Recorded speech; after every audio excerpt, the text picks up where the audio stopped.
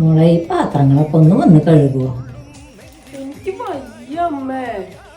10 മാസം ചുമന്ന് നൊന്ത് പ്രസവിച്ച അമ്മയാണ് ഈ പറയണേ. മോളെ ഒന്നടിച്ചു വാരുവോ? എന്നെ കൊണ്ടൊന്നും പറ്റില്ല, എന്നെ ഒന്ന് വെറുതെ വിടമ്മേ. മോളെ 10 മാസം ഫുഡ് ആൻഡ് അക്കോമഡേഷൻ. മോളെ 10 മാസം ഫോൺ സംസാരിക്കും. Hello hello. ആ എന്താ ഞാൻ തുണികൾ മടക്കി വെക്കാമേ.